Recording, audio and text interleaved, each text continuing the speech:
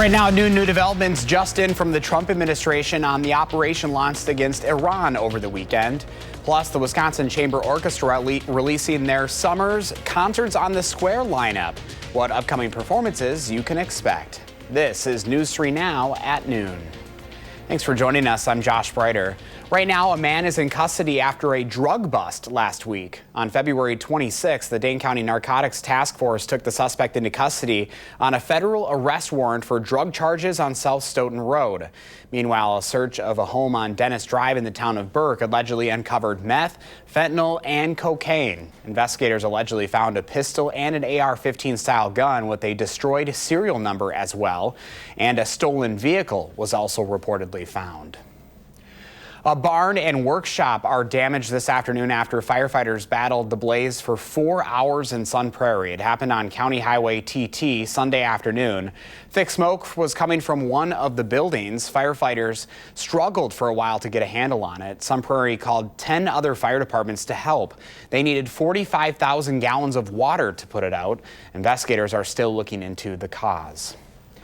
New developments from the Middle East as Iran is striking back on U.S. targets. President Trump just talked about the operation from the White House. Here's Natalie Brand.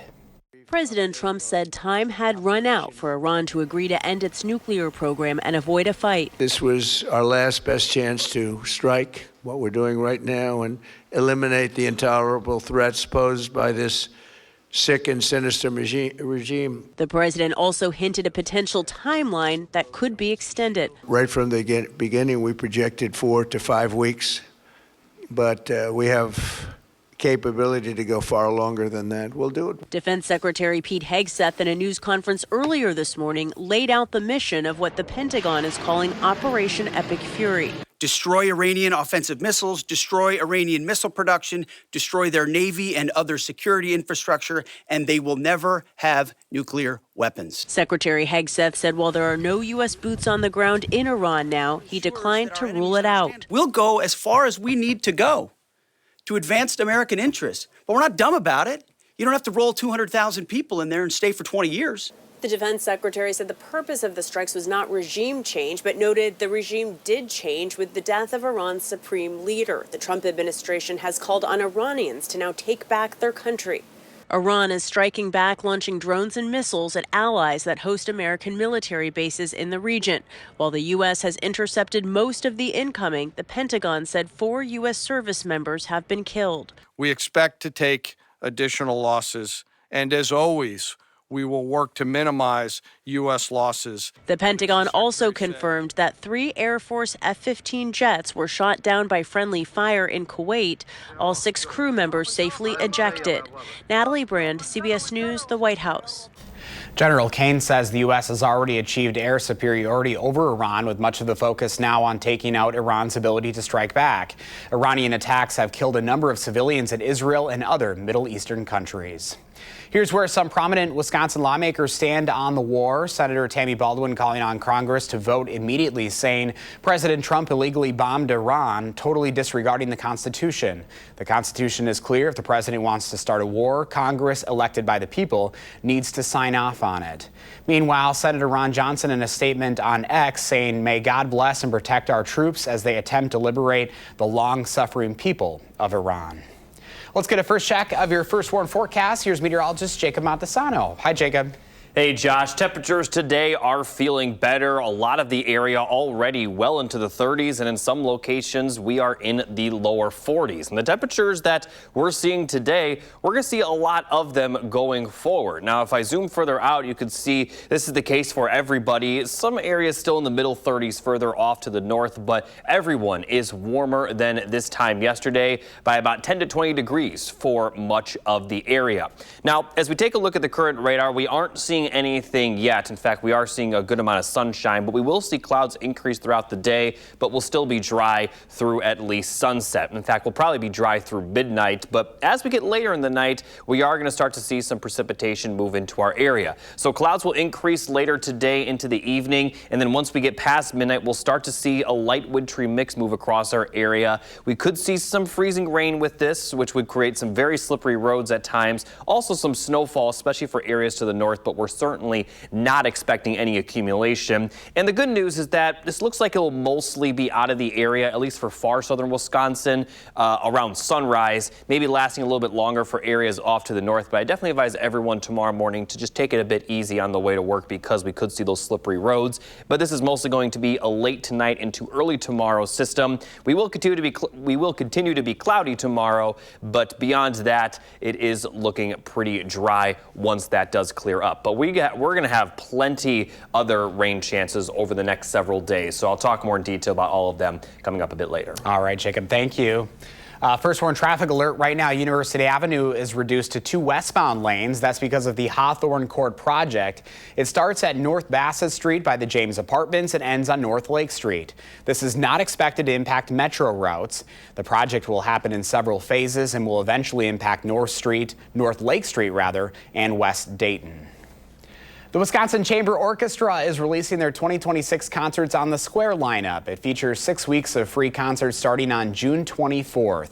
The first, Joel and John, Piano Men Legends. On July 1st, United in Sound takes the stage. And on the 8th, Duo d'Amour with Strings. On July 15th, it's Under Paris Skies. The 22nd, Hollywood Hits. And rounding out the season on the 29th will be Rhapsody Squared. All performances begin at 7 o'clock, but you can start setting up those blankets on the square beginning at 3 in the afternoon. There's also limited reserved seating for those with accessibility needs. You can also reserve a table for an additional price with a choice of catering options. Babies and Beyond is once again teaming up with News 3 Now for the Community Baby Shower. The Madison nonprofit helps hundreds of families navigate pregnancy and early parenthood. They're collecting diapers, baby clothes, and other essential supplies to support families across the region.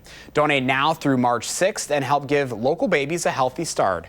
For a list of what's needed and drop-off locations, just visit channel3000.com. Still ahead for us on News 3 Now at noon. If you have a question or concern about your plants or garden, now's the time to send us your questions via email to tips@channel3000.com. Lisa Briggs from the Bruce Company will join us later in the broadcast with the answers. But first, after the break, how the U.S. and Israel strikes on Iran are impacting oil prices, plus what came out on top of the weekend box office.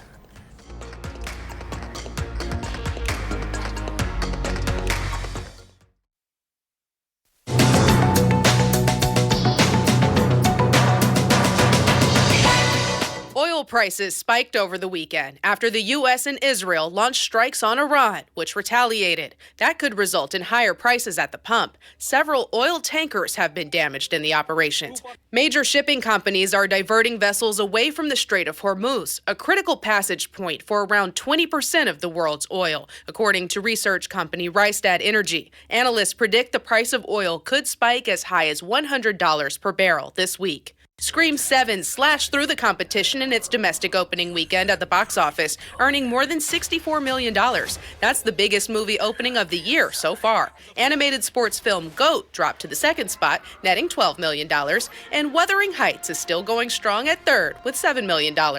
And today, McDonald's is marking National Egg McMuffin Day. Customers can get the fan favorite breakfast sandwich or the sausage McMuffin with egg for $1. The deal is only available through the McDonald's app. The chain is also adding a new lunch sandwich to its lineup. Tomorrow, Mickey D's will begin serving up the Big Arch Burger, featuring 2 all-beef patties, white cheddar cheese, and tangy Big Arch sauce for a limited time.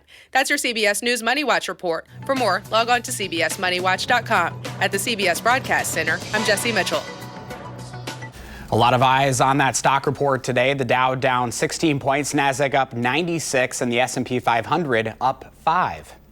Pam has today's farm numbers up next, and Jacob is tracking the first warn forecast. Then later on Live at 4, how to create a healthier digital balance at home, especially when it comes to cell phone use.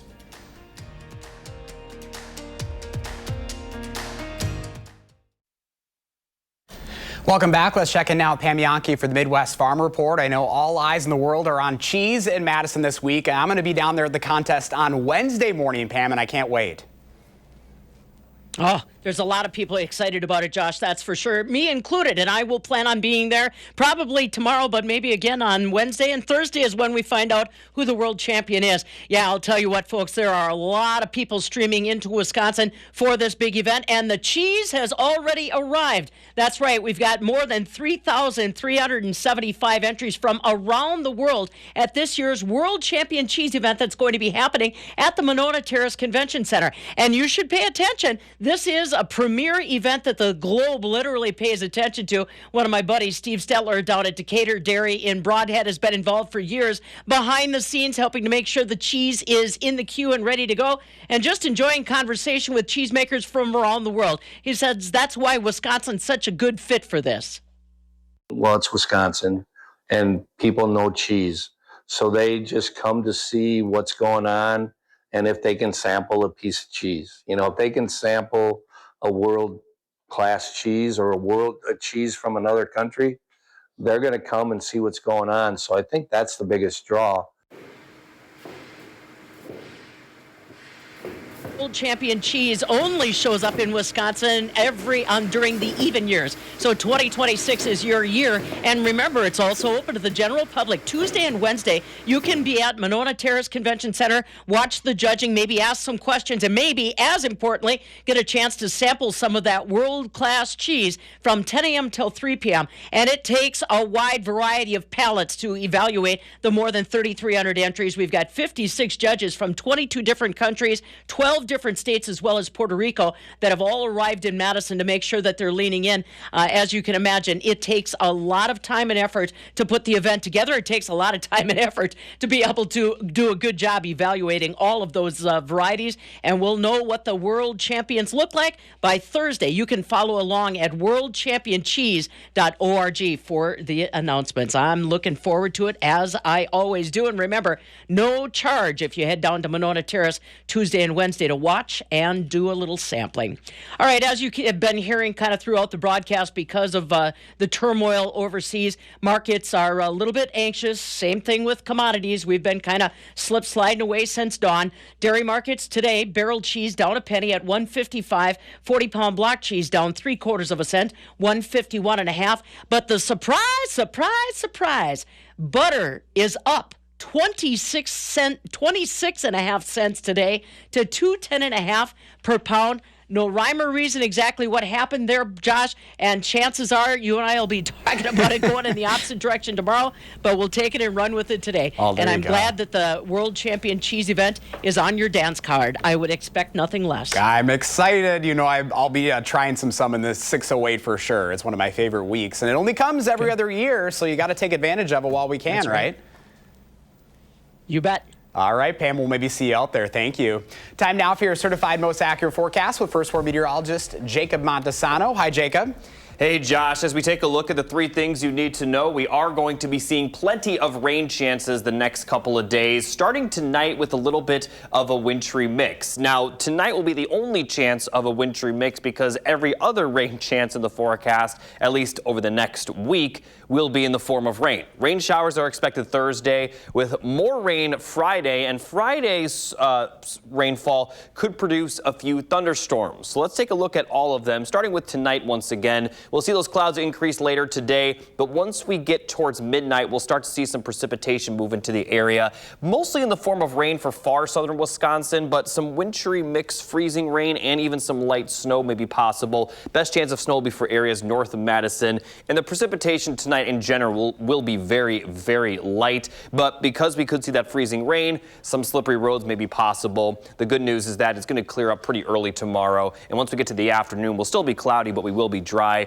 and the temperatures will still be about where they are today. Now looking further, we'll be dry Tuesday night and for most of Wednesday, maybe a light shower Wednesday, but otherwise pretty dry. Late Wednesday night into Thursday, we'll have our second round of rainfall move in. This round is expected to produce some heavier rainfall compared to tonight.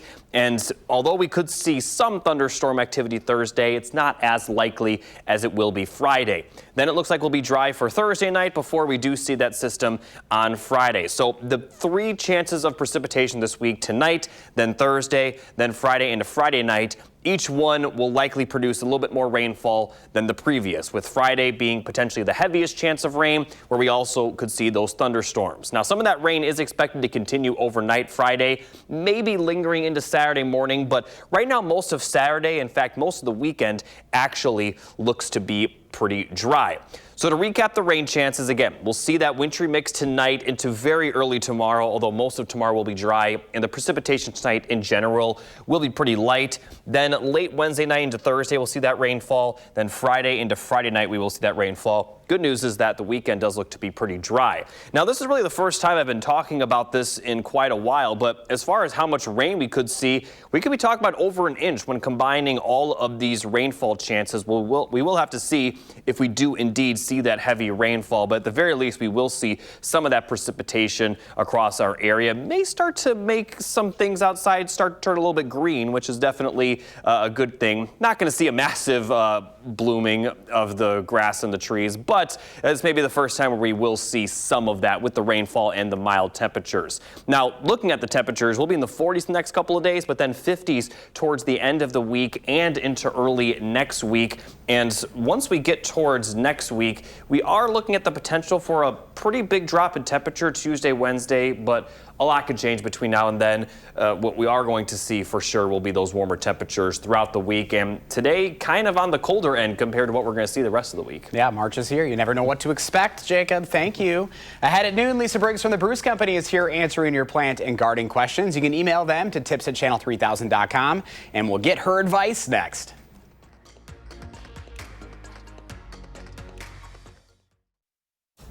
Lisa Briggs from the Bruce Company is here answering your plant and gardening questions. Email them to tips@channel3000.com.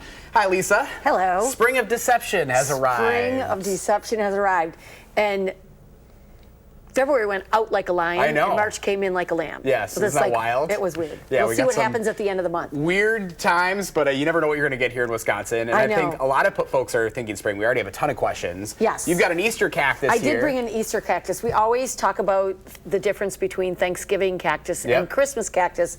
And this is the third of the ornamental sort of flowering cactus. And this one has no lobes at all. Oh, okay. On the leaves. So Thanksgiving cactus have the little spines. Yeah. And then Christmas cactus are lobed, and then these are just smooth and rounded. That's so cool. That's how you tell the difference. I like to see the differences. Yeah. All right, let's get to the questions now. We're going to start with Deb. Deb says she has native grasses and flowers planted in her gardens. Should she cut them back, and if so, when? Okay, so native wildflowers you can cut back anytime. A lot of people leave them up because a lot of insects and things lay eggs. Pollinators lay eggs in the stems and whatnot. Grasses are a little different because if native grasses come up and you haven't cut them back yet, they're impossible to clean out. So I would say for that, I would take a pair of pruners and go out and cut back them to about 2 to 3 inches. Leave a little bit of stubble in case there's anything overwintering under there. But then when the new grass blades come up, you won't have to separate the good from the dead. Yeah. Yeah. That's always not easy. Not easy. All right, we're going to go to Connie now. Connie says she has a peace lily that is not doing well. She thinks she needs to repot it. Can she do that when the lily is not flowering? Yes, you can. And now is the time to do that. Days are getting longer. Make sure that your new pot isn't any more than 2 inches bigger than your old pot. Use some good soilless potting mix. And sometimes peace lilies react to the salts in our water, so maybe let your water settle overnight before you water it. Just put it in a pitcher or a bottle, watering can, and let it settle. All right. Lynn says she has rose bushes that she transplanted from her mother's home when she passed away nearly 15 years ago. Every year they grow well and fill out, but they don't bloom. Can you help? I suspect that your mom's roses were hybrid roses, meaning that they had a graft union. And at some point, when you replanted them, either they didn't go deep enough, but everything above that graft union died. And so what you're getting is a lot of really vigorous growth from the roots themselves. Grafted roses are always the rose you want, attached to a really vigorous rootstock that is made for hardiness, but not for flowering. Gotcha. So unfortunately, if it's been 15 years and they're super healthy, I would say that you've got rootstock that's growing and not your mom's roses. All right, question number 4 comes from Sonia. Sonia is wondering if you can still plant fall bulbs as long as they have been chilled from January on. She has some leftovers from her fall planting.